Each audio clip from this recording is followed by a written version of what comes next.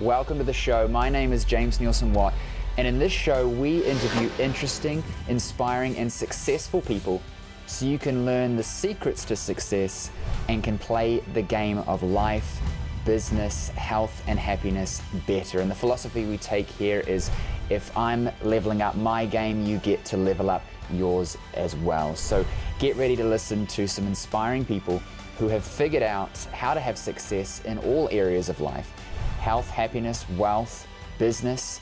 We're going to be interviewing them in this show so that you can learn the secrets to success that they share with practical advice that you can take and use today.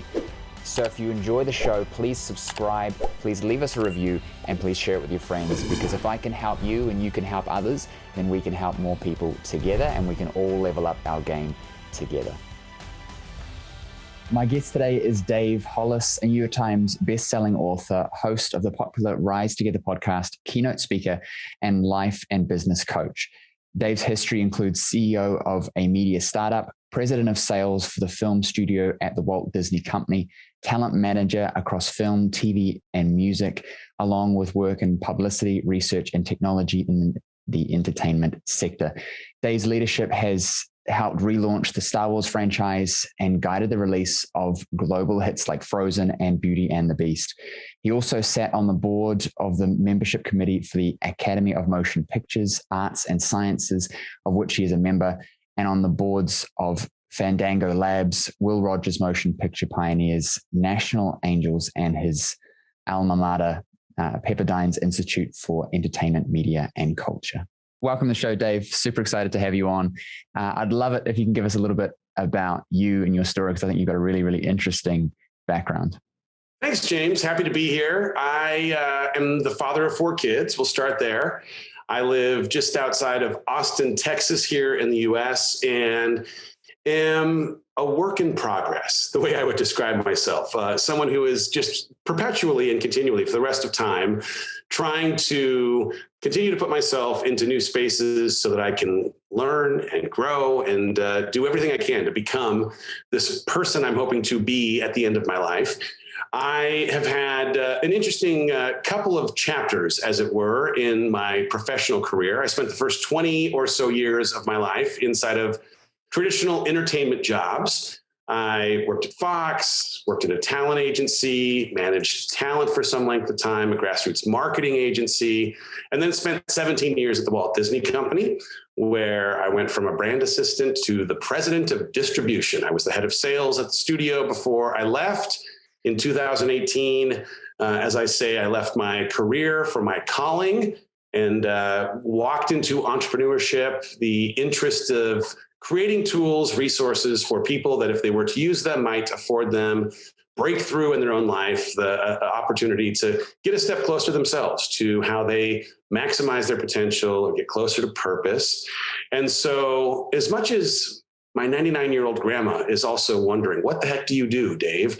The easiest way to explain it is that I'm a reporter of sorts. I write books, have podcasts, do coaching, in an attempt to take my experiences and the things that I have learned from other people, aggregate them in a way that through my reporting might allow other people to understand either something in how they might see themselves in my stories or my storytelling, or the way that I might package somebody else's wisdom so that they might hear it or understand it in a way that makes it practical in their life. So that's who I am. That's what I do. I'm enjoying it, and I'm just getting started. What made you take that change of course? Well, around my 40th birthday, I was having this bigger set of existential questions pop up in my life around why I was here, why I'd been given the gifts that I'd been given, but not necessarily in a position to use all of them. I found myself working at the Walt Disney Company during one of the most prolific runs in the history of the studio business, in that when I became the head of sales, they had not yet acquired Marvel Studios or Lucasfilm.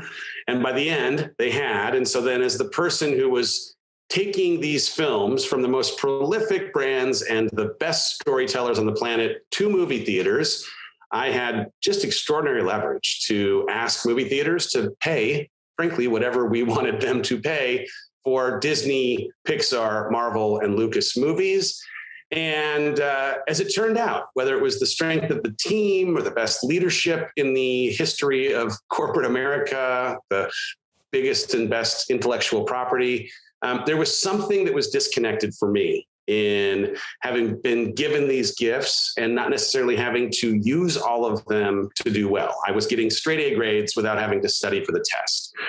And I found myself out back one day, right around 40, as all these questions are in my head.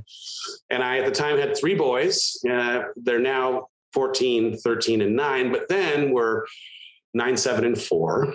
And my 7-year-old asked me a pretty simple question that he was looking for a pretty simple answer around, which was, what's your biggest fear?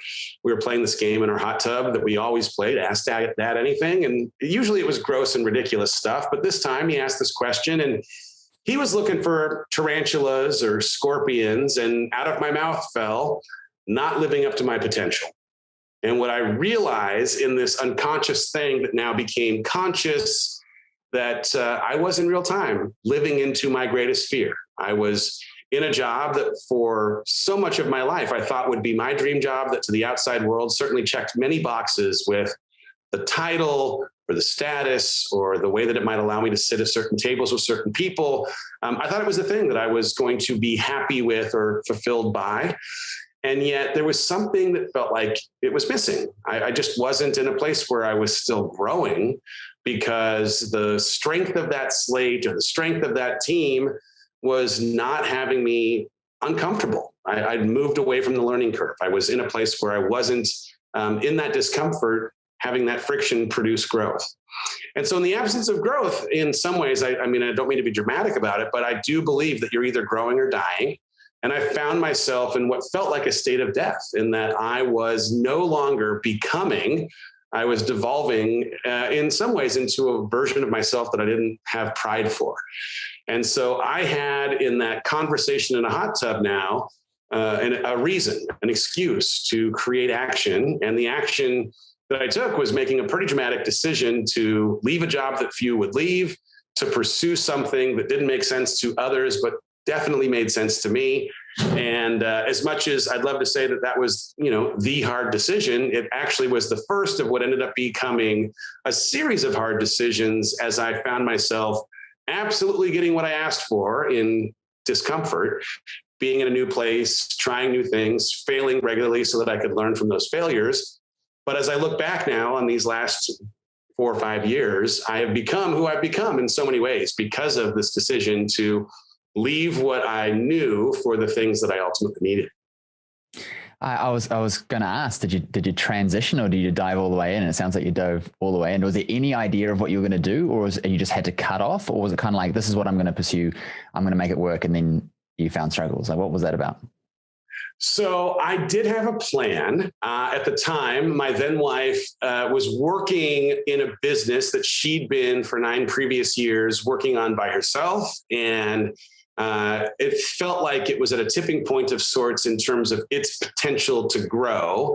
And as much as she had historically been the dreamer, I had something in my operational expertise, in some of my pragmatic, practical wiring that could pair well with her vision and dreaming, that if we were to pull those two things together, that there might be an opportunity to take this thing that she'd been working on and take it to a next level. And so I left this conventional corporate job for entrepreneurship and a company that we would ultimately rename and call the Hollis Company, with 4 people that we brought from Los Angeles to Austin, Texas. And over the next couple of years, as we were building and scaling, we turned those 4 into 65 and had success beyond, honestly, anything I could have expected, in books, podcasts, live events, merchandise, speaking, a whole host of vertical businesses that in almost every single instance was something that I didn't have a depth of familiarity with. And so there was just a ton of learning. I thought that because I had all this experience at Disney, that there was going to be a lot of application from where I'd been to what I was diving into. And as it turned out, a lot of what was jarring in this transition was the lack of application for some of what I was getting into. I'd come from leading a team around the world, 72 countries, thousands of people, to now jumping into something where there were just 6 of us. And if there was a quality of the people that I was working with at Disney, they, because of the depth of their subject matter expertise, they had a nose for smoke, right? Like they could sniff out where opportunity or problems exist prior to them actually presenting. And so before a fire, they just, with that nose, could identify it. And more often than not, as a leader, I was getting an update on how they had either taken advantage of something opportunity-wise or had put out something fire-wise before the fire itself actually showed up. When I got into this entrepreneurship role, we just saw fire multiple times a day, right? Like we as a small team were venturing into parts of the forest that we had never individually walked inside of before. And so there was no nose for smoke. And there was just this frequency of things showing up that we could not have predicted. And in a weird way, there was at the beginning something for me that had me very hard on myself for not being able to preempt the problems that would show up or the failures that we would end up learning from. I ended up actually having a really great experience in Rachel, my ex-wife, was at the time speaking with John Maxwell. And we were backstage with him, kind of sharing a little bit of what felt frustrating about the frequency of fires in this small business. And in a way that only someone who's worked as long as he has and written as much as he has in leadership, he said something that was so simple, but so profound. And it was, you can either have multiple good days in a row, or you can run a small business, but you can't have both, because fires, as it turns out, is the price of entry for anyone who wants to walk into entrepreneurship. And so in a beautiful way, as much as, there wasn't as many transferable qualities to some of my experience at Disney as I would have hoped, there also was now some grace that could be afforded to my experience in putting out those fires as the price of entry for learning the things that were necessary for us to actually scale. And so much of our story ended up becoming, we're going to try something new. It's not going to go perfect. As it doesn't actually perfectly unfold, we're going to learn from what doesn't work, and we're going to build a new process or system, add new people, or tap into some new expertise and get it a little bit better, whether it's in the way that we deliver product to the consumer, or the way that we organize the team, the way that we have someone who has a little more depth and subject matter expertise. And over time, we just kept tweaking, and built something that I have so much pride for, but that at the beginning certainly was an unexpectedly jarring experience coming out of what I knew so well. So facing all of this, having had it, let's call it easier with status and all the, sitting at the cool kid tables, why didn't you quit in the pursuit of this? What kept you going? Because I think a lot of people listening to this have quit, are quitting, or to think to themselves, that's so hard. Like my business is struggling and, I don't know what to do and I don't know how to figure it out. And the back of our mind for most of us is, I should quit. But for a small few of us, myself included, you, I would presume, people that I bring on the show, we don't quit. So what was it for you? Why didn't you quit? Was that even a thing in your head? Yeah, no, I mean, the biggest reason to not quit was the connection we maintained to impact.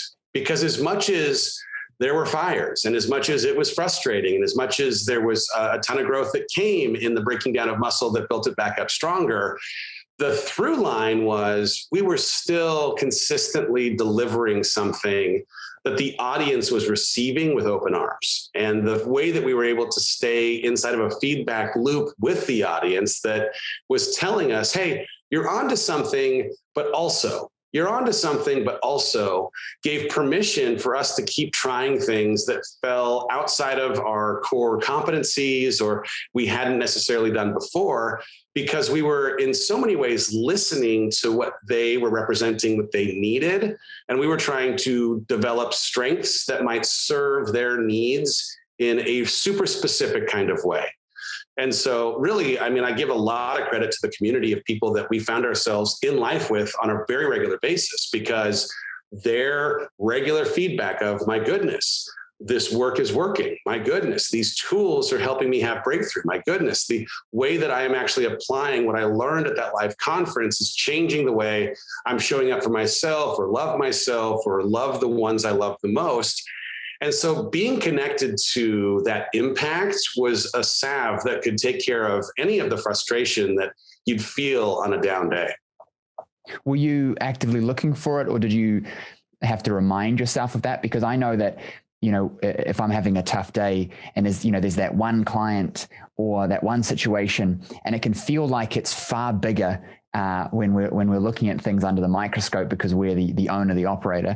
But then what I tend to do and do every day is step back and go, okay, there's that one person, that one issue, but is this, is the whole body full of cancer, or is there one cell that's isolated that we can, treat, so to speak? Because I think a lot of us fixate on these struggles, these issues, and we don't see it for what it is, as a small part of a very big pie that actually tastes really good because people love you, and we just can't forget. Like, what's yours? Well, I mean, I do think you have to be active and intentional in trying to find the confirmation of what you're doing that's working well, but also be open to the possibility that what you're doing could be better by listening to the feedback that someone might provide in how you could have done it better. At the same time, anyone who creates anything, I think we have unfortunately, a part of our humanity. If you had 100 people that you might affect with something that you create, 10 people out of that 100 may very well not be your audience. They don't have an appetite for it. They are turned off by it. They may, in fact, be the trolls that decide to write things in the comment section of whatever you're creating. And instead of focusing on the 90 people that would be the beneficiary of the work, we get distracted by listening to the 10 at the expense of the 90.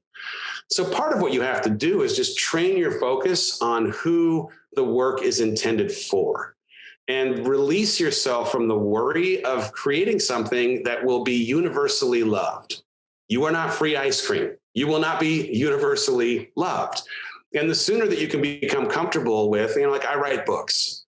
I am super excited about the book I have coming out October 26th. It is going to be the most proud thing I've ever released in my entire life. And there will be people that just fundamentally do not like that book. And guess what? I didn't write it for those people.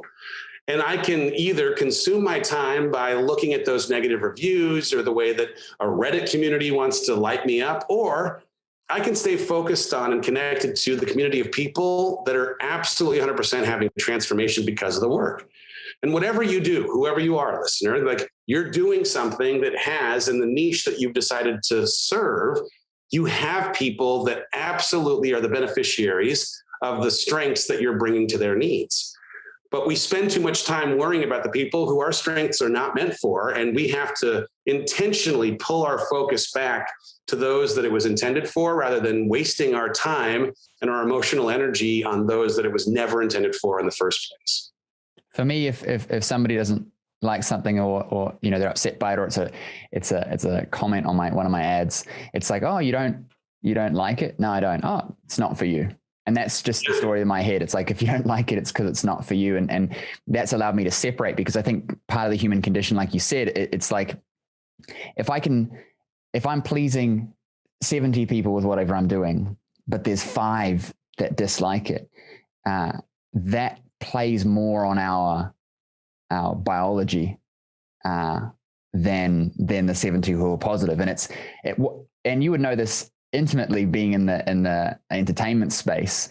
What's colloquially said, right? Like one negative review is 10,000 represent. You know what I mean? Like, we're so concerned about what that one person says that we will alter an entire our thought processes, our actions, everything off of such a small amount. Can you speak to literally why that's the case? Like, I feel like one mom complaining about a movie makes everything shift, even though everybody else loves it.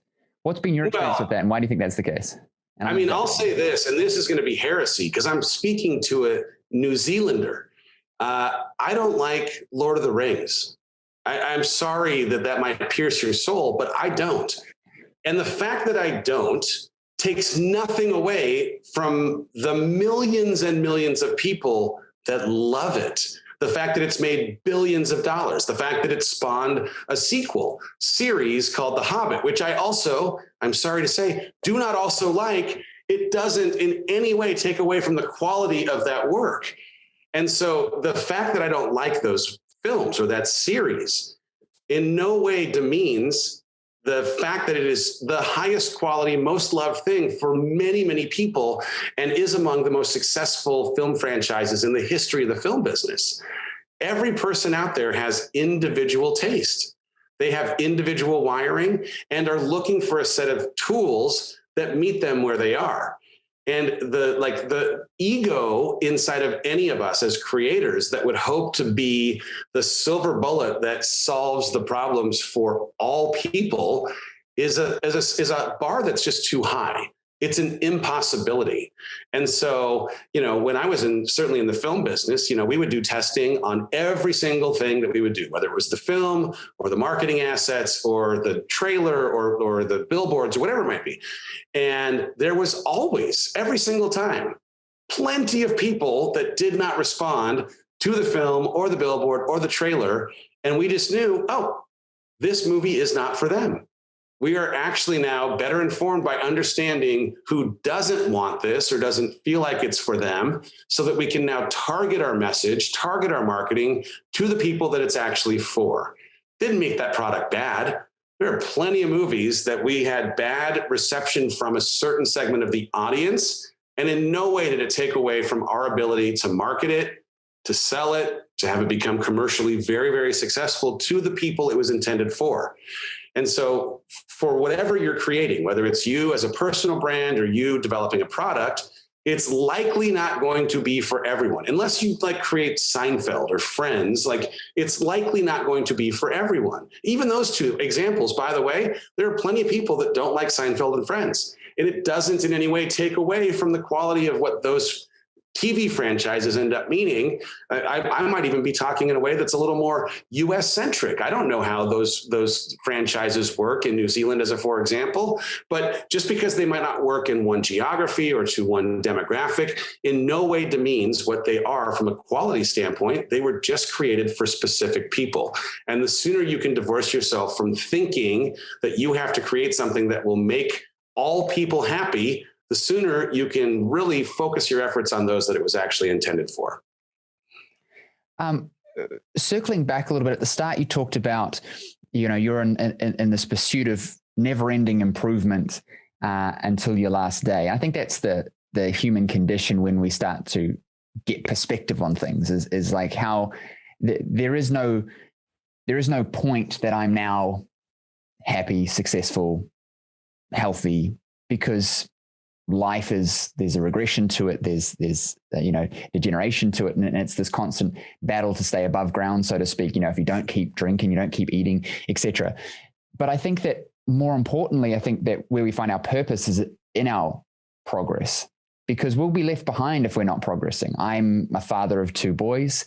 It'd be different than if I was a father of 2 girls or one of each, or not a father, or father of 4, which I couldn't imagine, especially at this age. Maybe later, but I see it as this opportunity versus this stress of having to continually progress. And I think that's what makes me a successful entrepreneur, is I'm looking at all things like that. Can you speak to that a little bit? Because you left the cushy job to pursue pain, but from the pain came the growth. How much do you think it's been everything that you wanted to be, and how much of it maybe is not what you expected?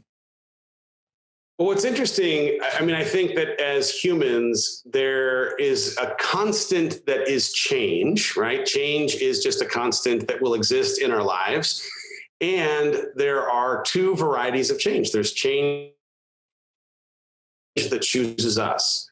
And either variety end up pushing us into a space of new, and that new is uncomfortable. Right? We have become accustomed so often to what we are used to that anytime we get put into a new space, it's disorienting. It's unmoored. There is something that requires you doing things to create equilibrium or get your sea legs as you're now out in that choppy water.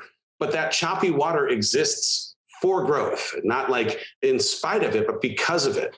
And I know for the transition from corporate America to entrepreneurship, in the last 2 years, went through divorce. And that the change that chose me was, again, one of these things that had me having to reconcile, who am I now that I'm no longer who I used to be or who I thought I would be for the rest of my life?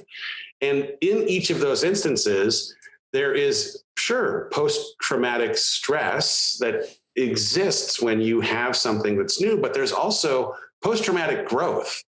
And I can say, certainly at least in the last couple of years, I had this like very bold declaration at the end of 2019 that 2020 was going to be my best year ever. I'd saved it for my 45th year on this planet. I didn't, though, at the time of the declaration, appreciate the conditions through which my best year ever would show up. And as it turned out, for me, I ended up having to go through a divorce and a big identity crisis of, who am I if I'm not husband to this person? And who am I if I'm not working with this person that I thought I would work with for the rest of time? The breaking down, or the death, as it were, of that relationship and that work environment created this opportunity in the discomfort for me to, having been handed a bit of a blank piece of paper, have this terrifying and exhilarating opportunity to write whatever might serve best, the ability for me to stand in who I was placed here to be and how I might best use the gifts and tools that were given to me. I wouldn't have been given those opportunities if it weren't for the fact that those changes happened. When it came to leaving corporate America, leaving Disney, there were so many things I thought it would be, and I was wrong in almost every instance. And so just because you have a handle on, or you think you have a handle on what it's going to be, the decision to choose change is the most important and biggest decision that you can make. It turns out, though, that it's just the beginning of a series of what ends up being trials in some way of you experiencing new, so that in getting your legs under yourself and creating something of a new normal inside of a space you haven't been in before, you're developing new skills, developing a new circle, developing a new habits and routines that will, in that new space that's uncomfortable and disorienting, create growth. And so I look back now and I just have so much gratitude for the decision to leave Disney. I have gratitude for the decision I didn't choose in my divorce, because of the way that it produced that post-traumatic growth that would have not, in both instances, happened if not for the disorienting feeling of being either choosing to leave my safe harbor, as it were, or being forced out of my safe harbor into something new. Yeah. And for me, it's illustrated, in an odd analogy, but like skydiving, right? Like one of them is you're actually in control and having fun, and the other is you're dying. Both of them, they can feel like each other depending on your perspective. If you don't realize the backpack contains a parachute and you've got opportunity to pull it, whether it's on your back or not, you're going to have a terrifying experience. If no one's told you that at 1,000 feet, it's going to pull automatically, then it's just terrifying. And I think that it's, for me, hearing that, it's looking at everything as an opportunity. There is no problem. It's just an opportunity. And how can I swing this? But I think that comes with, like, there needs to be a part of you that looks for that. And it's not about being delusional. It's about just realizing, well, what can I control and what can't I? I can't control necessarily the problem that's there, but I can control my perspective of it. And growth comes from for me, it was realizing that if I don't shift perspective, I will hit the ground. Yeah. So it was almost, maybe I won't say lying to myself, but convincing myself that I need to be pro problems because they're opportunities and it creates growth, and let's just keep going and I'll white knuckle it through, because that gave me the strength to then jump out of that plane again and again and again and realize, like, hey, this is actually fun. Whereas everyone else is still thinking you're delusional. And saying to me, you like to take risks, James. And I'm thinking, no, it's not a risk. Risk implies I don't know what I'm doing. Yeah, no, by the way, I think there's more risk in not jumping. I have come to appreciate that the biggest risk is deluding yourself into believing that staying where you are will serve who you hope to become. I just don't think that that's the case. And in a crazy way, one of the things that got compromised in each of both leaving Disney or transitioning out of being married, the thing that was sacrificed, or the first casualty in both instances, was my ability to cast an unbelievably clear vision of where I was going, because there was a lot of fear in both instances of what the unknown that lied ahead would look like. And what's ended up happening as a result of facing those fears is that I now have reframed a little bit of my relationship with fear, in that when I am afraid of something now, I see it more as an invitation to step closer to it or walk toward it, because I have so much evidence now of how facing fear, walking toward fear, doing things that scared me, actually produced something that I have so much pride for now in who I've become and how I've grown, that when I do have fear for something, I'm like, oh, yep, it's going to be scary. Let's go ahead and strap on some courage and walk toward it, because this invitation to do something that scares me will reframe how I believe myself to be capable of doing this or any other thing after I faced the thing that I have fear for. So I think there's something interesting, like if it's the skydiving analogy or anything else. If you're afraid of skydiving, go skydiving. It will change the way that you have a belief in your ability to handle things like skydiving. And I've been in these last couple of years, just like I've been in the season of yes. I just keep saying yes to things, even and especially when they're scary, because every single time it's taught me something about myself. I've learned more about who I really am and what I can really handle by saying yes to things that make me afraid. I think that people are generally speaking not very good at assessing risk. And it's super apparent when you talk to people who haven't taken any risk, but they haven't seen the fact that, like you said, not taking risk is the riskiest thing. If your house is on fire and there might be a bear in the woods, do you leave your house? Well, it's scary. There might be a bear, but I'm guaranteed to die if I stay in my house.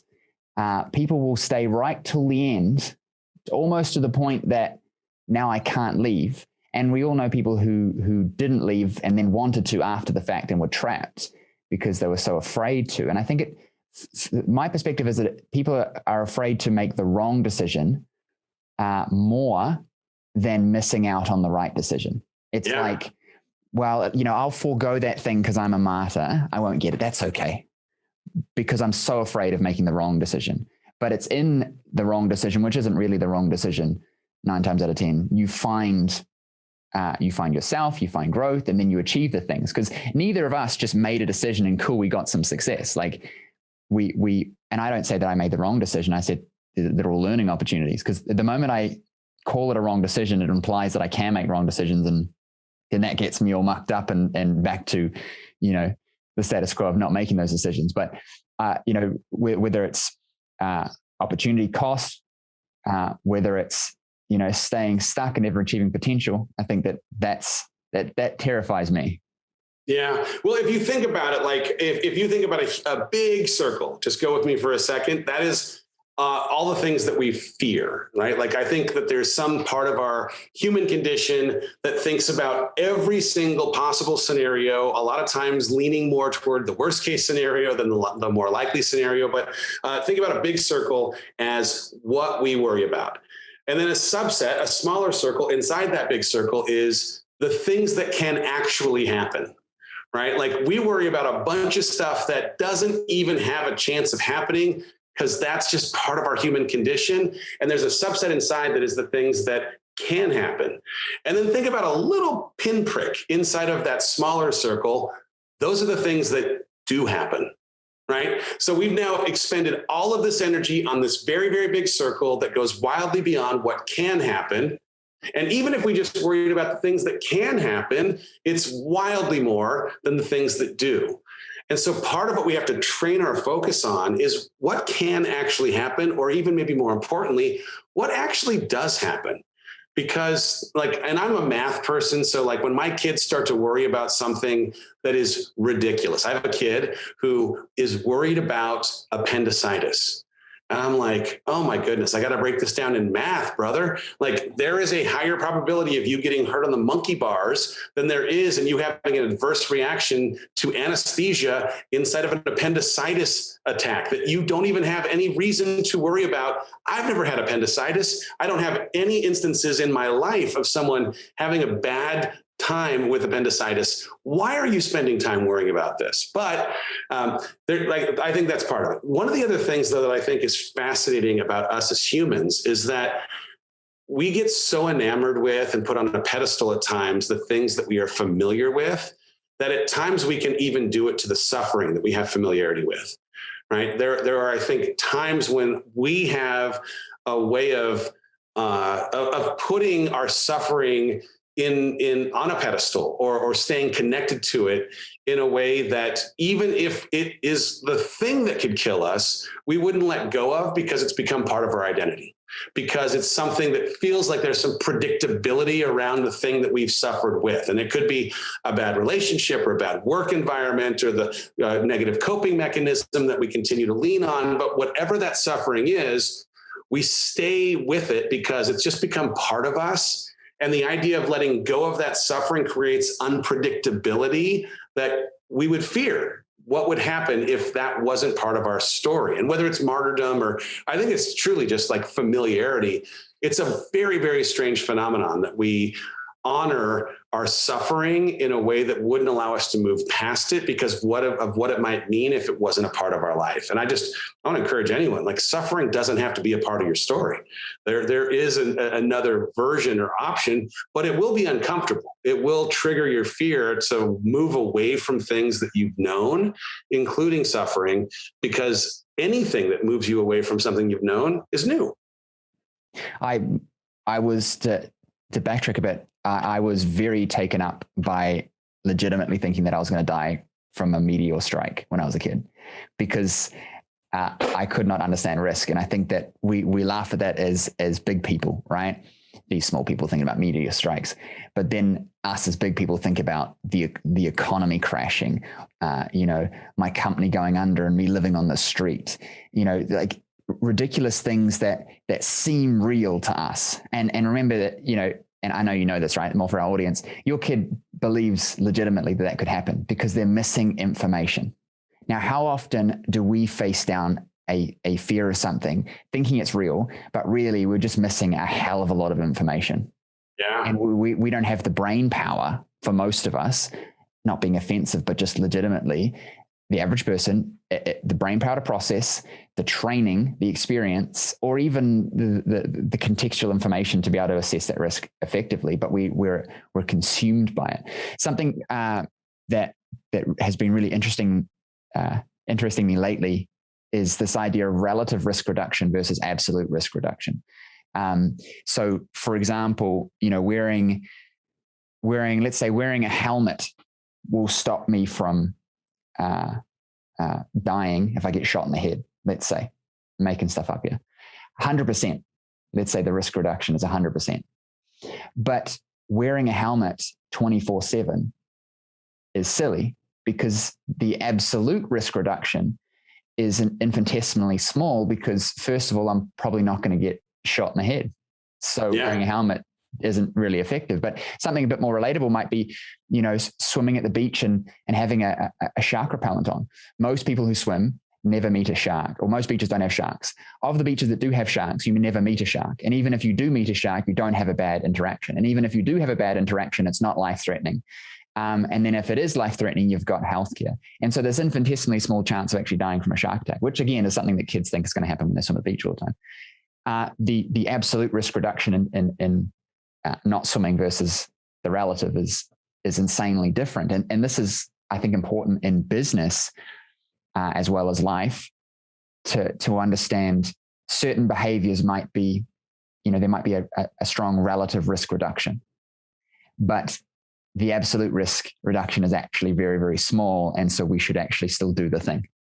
100%. I completely agree. What I think exacerbates this, interestingly, is a news business that runs on a business model that is fueled by fear. As in, if they can make you just afraid enough to tune back in the following night, They have done their job. They have advertising to support their business. But fear is a currency that news uses. The way that social media has created something of a crazy comparison game with the curated highlight reel of how everyone else has figured everything out, making you feel afraid of doing something because of how you might not get it right at the beginning.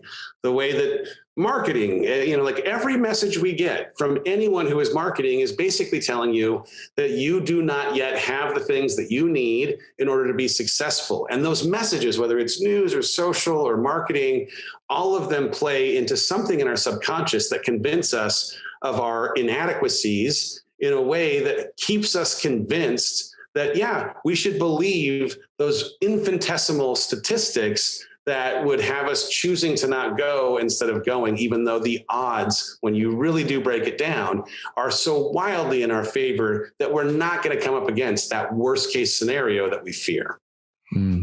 I think that to touch on that with social media, it's been apparent for me sort of seeing this evolution myself that the platforms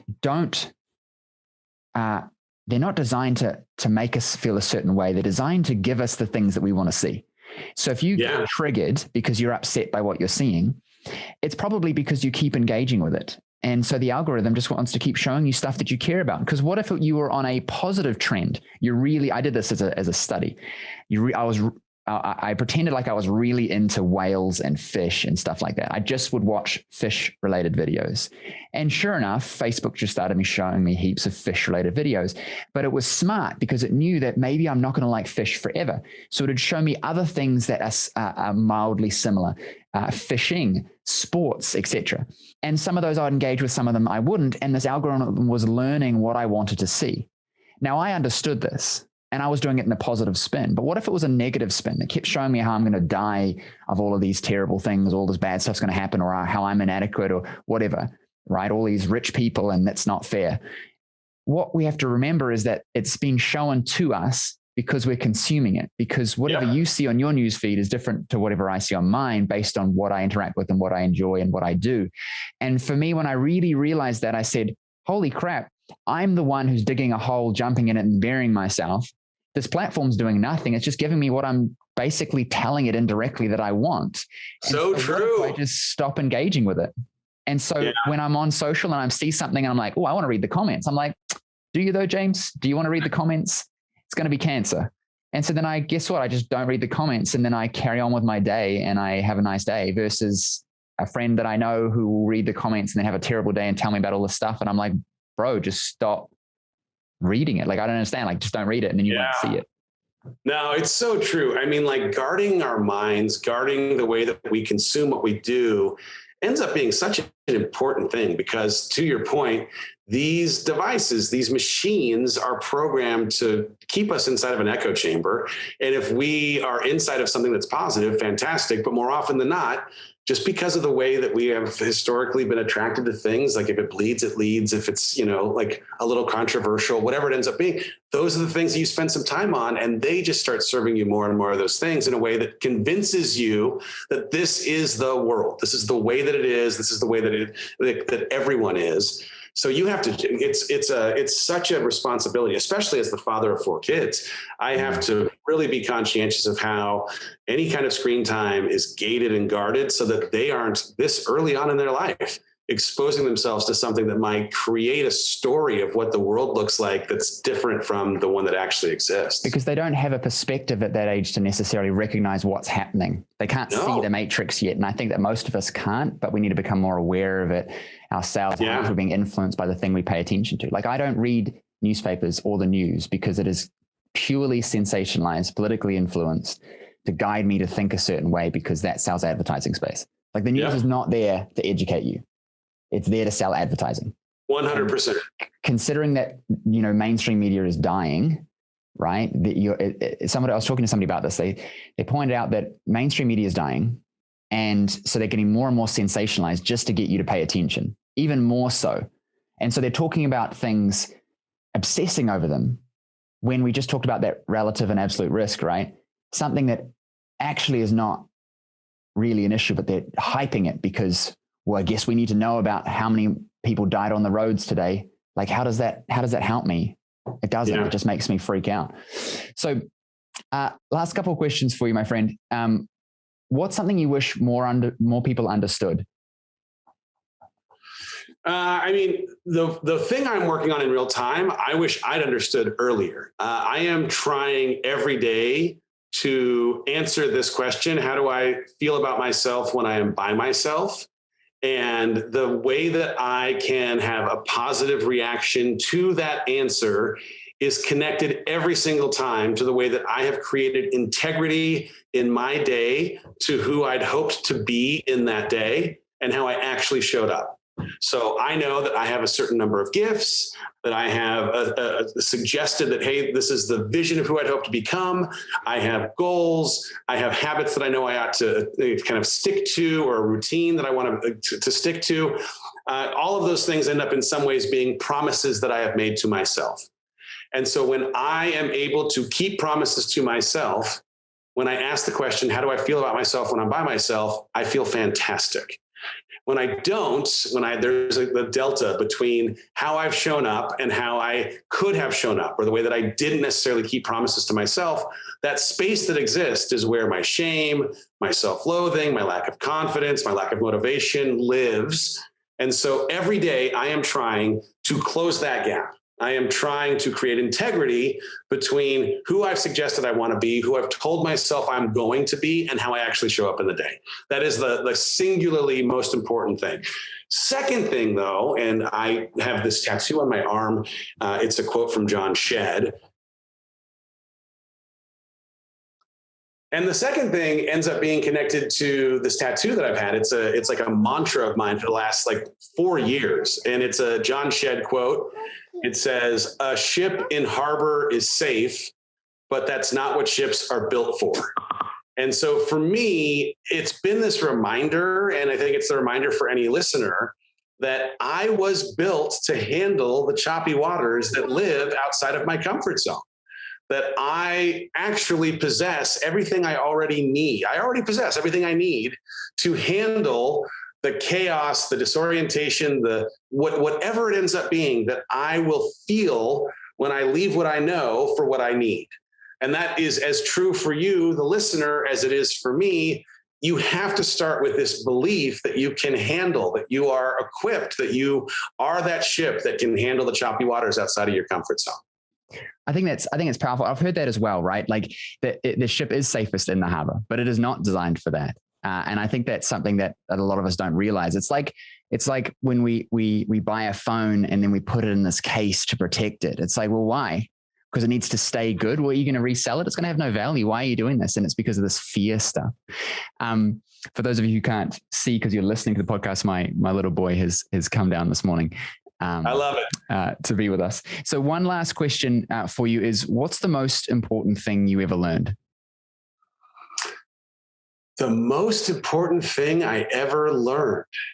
Goodness gracious. I think the thing that I have come to appreciate is that I am a work in progress.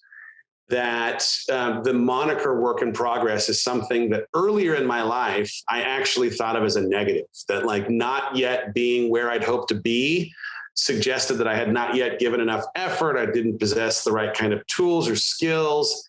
And I've come now to see work in progress as a badge of honor, a thing that I will just continue to be until the end of my life. And the idea that growing or growth is this most important ingredient in how I might be able to tap into fulfillment or step closer to purpose. In this book I have coming out called Built Through Courage, the whole through line is this suggestion that each of us was given a very specific set of gifts and experiences, and that we have a responsibility, a mandate almost, to do everything we can every day to honor the intention of a creator who had us put on this planet with those gifts and have gone through the things that we have and experiences for a reason. And so I just believe every day that my job is to step a little bit closer to honoring that reason that I've been put here by continuing every day to be this work in progress. And in a way that, again, I just have pride for now, growth as a part of my story. And so I didn't believe that earlier. I wish I had. It would have fundamentally changed the way I approach so many things, but I know it's going to be the way that the legacy that I leave on this planet ends up being written because of how I will continue to become every day between now and the end of time. I massively resonate with that. I think that we all need to realize that we're a work in progress. And it's not a matter of saying, well, I'm not good enough. It's not that. It's about saying, yeah, I'm okay with who I am, right? I'm not hating myself, but I'm continually trying to improve because that's the game of life. Progression is required to keep playing the game. And there is fun in that. And growth in the growth, you know what I mean? Like who I am now because of my show compared to who I was, like the growth in the growth, you know what I mean? Yeah. So, lastly, I'd love it if you just give our audience a place that they can go to connect with you. Tell us a bit more about your book. Today's been an amazing episode and I want people to check out more of your stuff. Right on. Thank you. So I spend a decent amount of time on Instagram of any of the social handles. So if you want to follow me and what's happening in my life, Mr. Dave Hollis is my handle. I have a website, mrdavehollis.com, where you can learn about all the things that are happening in life, whether it's the Rise Together podcast that I do, the coaching that I do, this book that I have coming out called Built Through Courage.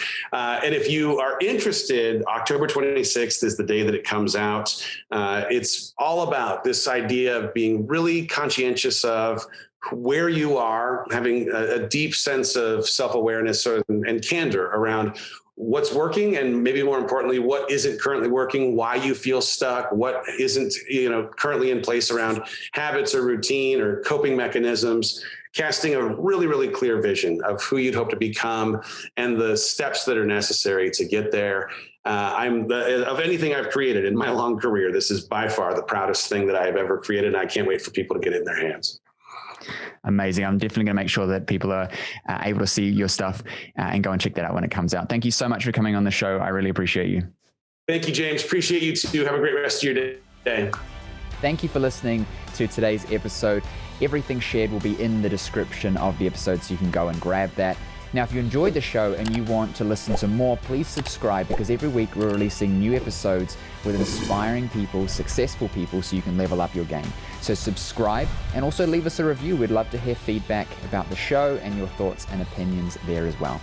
Now, if you want to have more success, whether it's in your life, whether it's in your business, we run live trainings every single week where you can get access to me to coach you through everything from health, wealth, success, business. We're doing topics on all things that you need to live a better, more inspired and successful life. Live trainings every single week. Just visit jamesnielsenwatt.com/live and you can get access to that. Now, there's also a ton of resources that you get for just listening to the show. All of that will be in the description. So if you are watching this on YouTube, check the description. If you're listening to this episode, check the description. We've got a load of resources there for you to have more success in your life, whether it's relationships, investing, or in business. I'll see you on the next episode. And as always, subscribe, leave a review, and tell your friends, because there's somebody else that needs to be hearing this, and maybe you're their opportunity to help them level up their game.